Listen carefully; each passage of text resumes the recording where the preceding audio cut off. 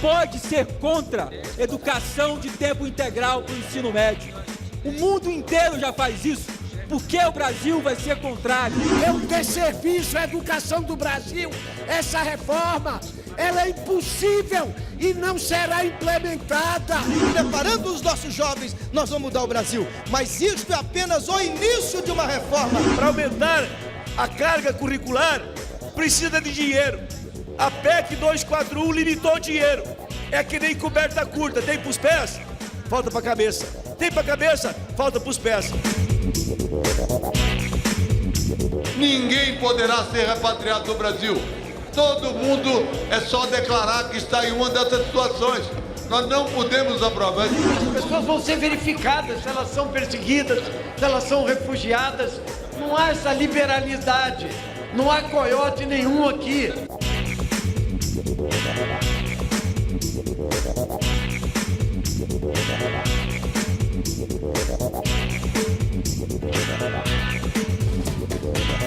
A discussão da medida provisória que reformula o ensino médio foi marcada por obstrução da oposição, que é contra a medida, e polêmicas em torno de pontos da proposta, como o fim do currículo único e o aumento da carga horária.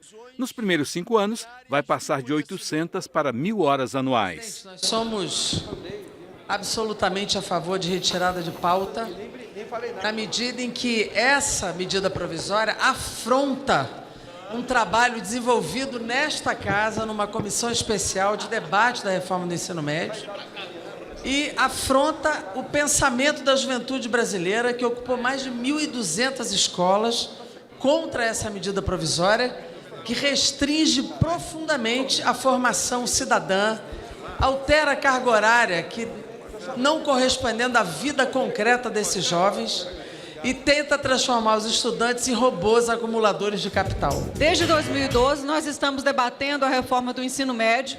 O texto aprovado agora no PLV guarda mais de 90% de proximidade e, de maneira muito estranha, muitos pontos que são colocados hoje como absurdos foram aprovados e o texto estava pronto para ser votado em plenário em dezembro de 2014.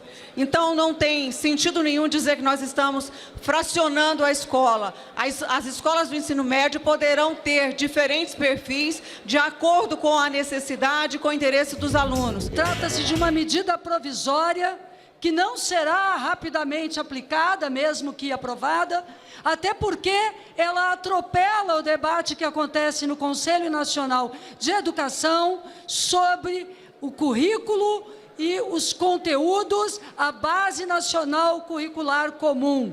Ela não contou com especialistas, com professores e com estudantes no seu diálogo. E mais, ela não constitui-se numa proposta voltada aos milhões de jovens entre 15 e 17 anos, quase 2 milhões de jovens, que estão fora das escolas.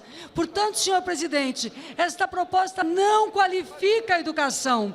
Nós que somos partidários, sim, da qualidade da educação e desafiados pelo acesso e permanência com qualidade da educação, queremos lembrar a este plenário que nós temos um Plano Nacional de Educação com metas a serem executadas também para o ensino médio. É evidente que nós não chegamos na perfeição.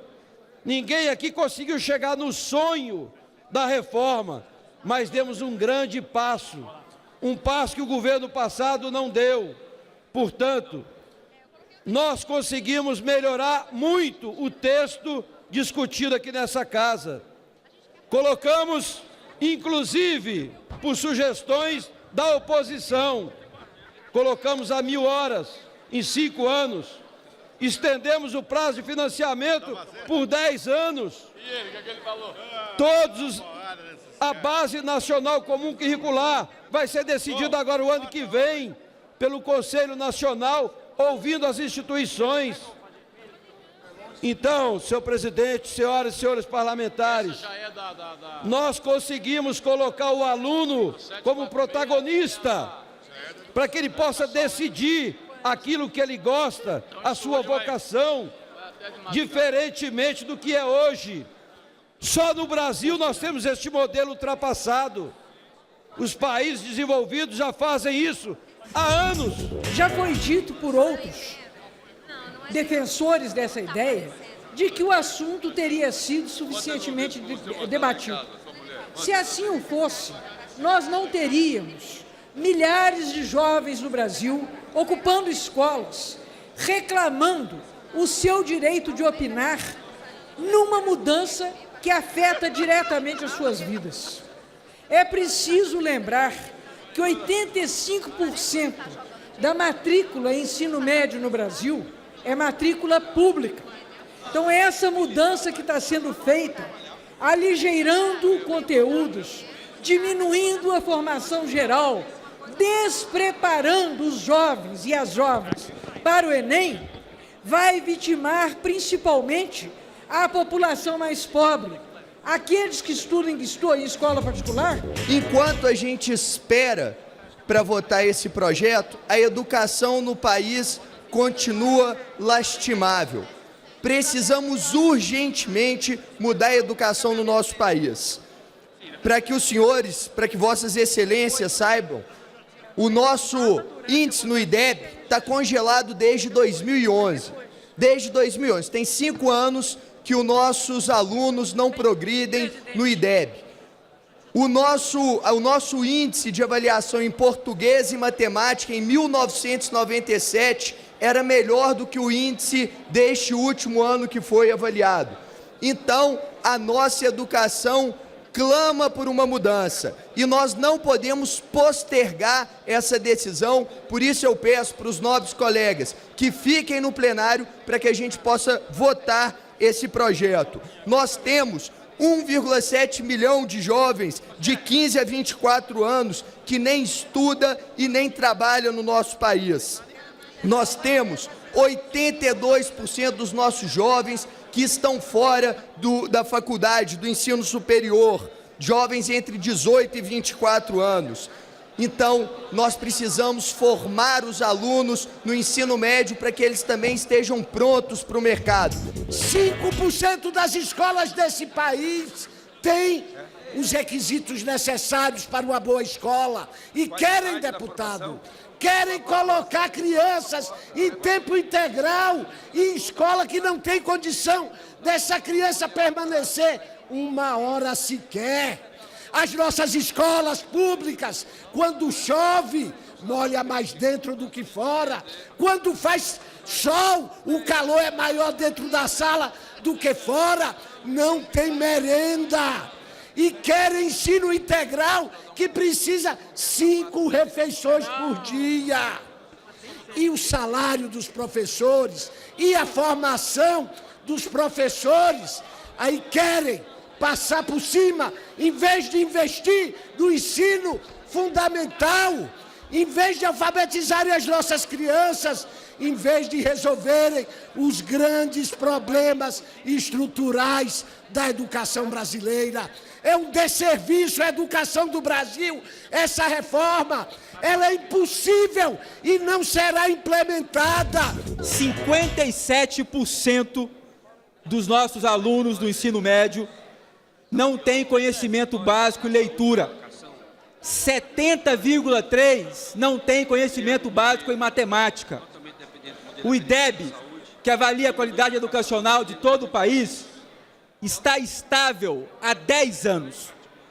Hoje, o ministro da Educação deu uma entrevista falando que a situação educacional do Brasil é trágica. E numa tragédia, é sim necessária medidas rápidas e urgentes. E é isso que a reforma do ensino médio propõe. Propõe medidas rápidas, urgentes, necessárias para se resgatar a qualidade educacional e a oportunidade de cada aluno brasileiro. Quem pode ser contra educação de tempo integral para o ensino médio? O mundo inteiro já faz isso. Por que o Brasil vai ser contrário? Quem pode ser contra o aumento de 4 a 5 horas no tempo regular da nossa educação do ensino médio? Quem pode ser contra a garantia de financiamento de 10 anos para a educação? Aqui predomina uma visão da elite brasileira, O ensino médio nunca serviu para nada. Então vamos dar curso profissionalizante para o estudante do ensino médio, para ele entrar logo no mercado de trabalho. Então a maioria dos jovens nem pensa em chegar ao ensino superior e receber uma formação humanística e profissional. Não é à toa que o projeto original retirava o ensino de artes, de educação física, de filosofia e de sociologia do texto. E depois o substitutivo reintroduziu, mas só em parte. Não está garantido artes e educação física durante todo o período. Não está garantido. Mas mais do que isso, não entrou sociologia nem filosofia. Por quê? Porque não se quer uma visão crítica do nosso estudante. Falar em melhorar a educação e nunca ter discutido 10% do PIB para a educação pública. Falar em educação aqui, massacrando os professores com a reforma da Previdência. E com a PEC 241, agora 5 retirando verba da educação, é uma brincadeira, é uma mentira. Estão falando para os jovens brasileiros e dizendo que ele vai fazer grandes escolhas. Mentira! Não tenho dúvida que esta reforma é boa para o ensino médio. Nós não poderíamos ficar com os braços cruzados e vendo a educação do Brasil indo para o brejo, e vendo a educação do Brasil se transformando num ponto negativo para a nossa nação e para os nossos jovens. Portanto, o PROS vai votar pela reforma do ensino médio, com a consciência que nós estamos apenas começando. Nós precisamos avançar muito mais. Acertou o ministro da Educação em propor por medida provisória, para mostrar que o Executivo está querendo realmente fazer uma reforma e trazer de volta os nossos jovens para o ensino médio. Aí sim, nós vamos mudar o Brasil. Nós preparando os nossos jovens, nós vamos mudar o Brasil. Mas isto é apenas o início de uma reforma. Nós temos muito mais para fazer no ensino médio brasileiro. Michel Temer era da chapa de Dilma Rousseff. Eu não ouvi nem essa reforma da Previdência draconiana, nem essa mudança por medida provisória do ensino médio sendo proposta. Então, tem esse defeito congênito. Em segundo lugar, ela estabelece aqueles 5 módulos à escolha da unidade escolar, que poderá ter só um. Alguém tem dúvida de que a maioria das escolas vão trabalhar exclusivamente ou prioritariamente no ensino profissional e técnico, vedando o acesso ao ensino superior da maioria dos jovens brasileiros e a valorização dos profissionais? Aliás, é uma baita contradição o que a reforma da Previdência desse mesmo governo está trazendo para os professores, inclusive tungando-lhes direitos no que diz respeito à aposentadoria, e ao mesmo tempo é óbvio que qualquer mudança educacional precisa do comprometimento e do envolvimento não só do setor docente, também do discente, mas também da sua valorização, da sua formação profissional. Não dá certo. Nós precisamos dar um passo firme agora. O ensino médio precisa mudar urgentemente. Nós vamos, durante 10 anos, implementar um novo sistema. Um sistema que está adequado à nova realidade na educação e que é necessário o Brasil atualizar. Atualizar para avançar, não para repetir os números trágicos do IDEB, os números trágicos do PISA, que foi divulgado no dia de ontem, não para repetir o fracasso que se instalou no ensino médio brasileiro.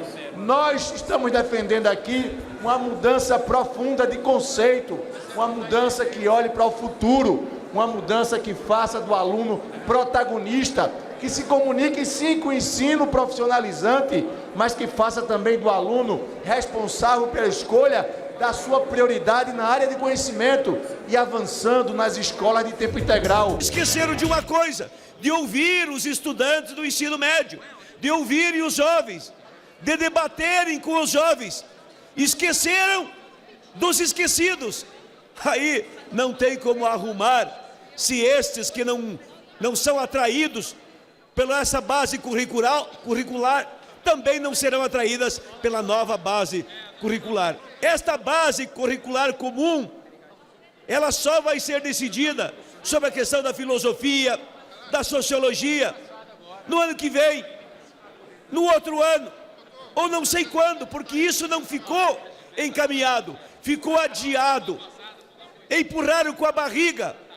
Então, deviam decidir isso agora, sobre temas relevantes do currículo, que possa atrair mais e melhor os estudantes, os jovens.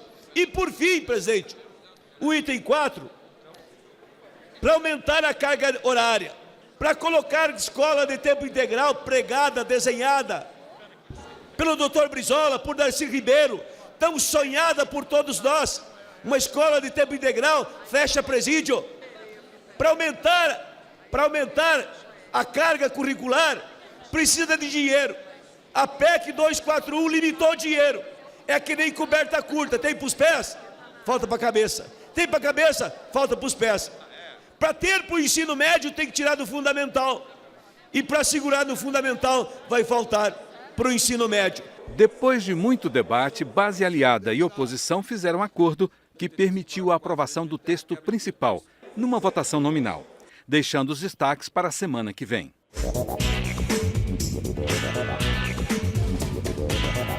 Oposição tenta obstruir a votação da medida provisória que autoriza o Banco Central a comprar papel moeda e moeda metálica fabricados fora do país por fornecedor estrangeiro. Pelo texto do relator, isso poderá ocorrer em situação de emergência, quando a Casa da Moeda não puder atender a demanda. A justificativa que está sendo utilizada nessa medida provisória de que não existem equipamentos suficientes para dar conta da produção de moeda e de notas no Brasil não é verdadeira. Existem equipamentos do mais alto gabarito para que a produção nacional seja feita, seja realizada.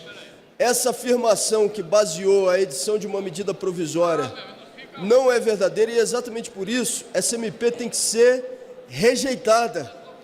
É mais uma ação privatizante e, nesse caso, colocando em risco, sim, a soberania nacional. A Casa da Moeda tem graves problemas operacionais.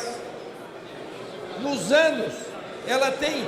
O governo anterior tinha também e não quis enfrentar. Este ano, ela não consegue atender 20%, 27% da necessidade de moeda e a cédula. Então é uma emergência. O Banco Central podia comprar lá fora, porque o monopólio é só daqui,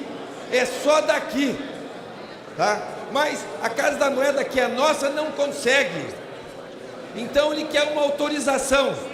E a comissão mista aprovou uma melhora. O Banco Central vai ter que provar até a metade do ano que vai faltar no semestre seguinte. Nós não podemos utilizar empresas estrangeiras para fabricar moeda de real, moeda brasileira. E nós sabemos que a Casa da Moeda tinha condição de fazê-lo. Na verdade, não faz por falta de recursos, falta de condição e falta de vergonha de quem não fez o planejamento no momento correto. E agora, o Congresso vai ter que avalizar uma medida provisória dessa ordem, que o Banco Central é o grande responsável. Agora está faltando um pouco de responsabilidade. E nós queremos chamar a atenção desta Casa que votar essa matéria dessa maneira, através de medida provisória, é um risco sem precedentes. O Brasil certamente já alcançou a tecnologia e deixa de utilizar porque não houve planejamento suficiente por parte do Banco Central da República Brasileira. Nós vamos votar não, porque que fique claro que isso é uma situação de emergência. O Banco Central só vai fazer uso disso quando tiver que fazer qualquer tipo de interferência. Tivemos problema com o Banco Central, a Casa da Moeda recentemente, que não tinha como emitir moeda. Portanto, é uma situação excepcional. Nós gostaríamos de discutir melhor essa medida provisória, de retirá-la de pauta, para que nós não tenhamos a aprovação de uma medida que rasgue a soberania nacional, para que não tenhamos a aprovação de uma medida que deixe na mão do Banco Central, está construindo ou está fabricando a moeda, o papel moeda, fora do Brasil. Nós nos perguntamos que interesse que está por trás disso. Qual o interesse? Que interesse? O interesse de se submeter a determinados países fora, ou países que podem determinar a confecção e que podem criar e produzir o papel moeda? Que interesses tem este governo escuso, não transparente, e está tirando do Brasil a possibilidade de estar fabricando exclusivamente o papel moeda? Há pouco tempo, na Casa da Moeda, já estava, há tempos atrás, estava faltando papel para se emitir dinheiro e outros títulos que são emitidos em papel moeda. Então, é de suma importância e, às vezes, até mais em conta do que se fizer aqui, imprimir esse papel moeda, que tem uma segurança maior, e também é importante que pode evitar falsificações. Sem acordo, a proposta foi à votação. O PTB tentou incluir emenda para que a compra de papel moeda de fornecedor estrangeiro pudesse ser feita apenas quando comprovada a incapacidade da Casa da Moeda em fabricar no país, mas foi rejeitada. Não podemos levar isso a nível internacional. A Casa da Moeda se prepara e se preparou há 3 anos para cá para fazer moedas não só para o Brasil, mas para o Mercosul também. Está preparada. Como que nós vamos agora no Uruguai, na Bolívia, no Paraguai, nos países vizinhos, falar, eu posso fazer, estou capacitado para fazer a moeda do seu país. Mas vocês editaram a medida provisória para comprar moeda no exterior? Como nós podemos fazer isso? Em hipótese nenhuma. O Brasil tem condições técnicas, condições de produção, uma grande e preparada Casa da Moeda para poder fabricar. Vamos votar sim, deputados. Vamos ser nacionalistas. A Casa da Moeda, ela terá a condição de ter previsibilidade, mas... Preste atenção, nobres colegas, dentro da previsibilidade, se ela não conseguir entregar até 15% a menos da demanda, senhor presidente, o Banco Central fica autorizado para garantir a oferta para o povo brasileiro de cédulas e moedas. Não tem nada encoberto aqui, senhor presidente. Alguns colegas vieram aqui e disseram, senhor presidente, que não terá licitação. Sugiro os colegas que leiam o artigo 1º, lá prevê licitação, senhor presidente. Não tem nada de errado aqui. Senhor presidente, será uma demanda contratada mediante licitação, nobres colegas. Licitação. O que não pode, senhor presidente, é o povo brasileiro não ter acesso à sua demanda de cédulas e moedas. E é isso que o Banco Central tem a obrigação de garantir para o povo brasileiro. Apesar da obstrução, a votação da medida foi concluída e encaminhada ao Senado.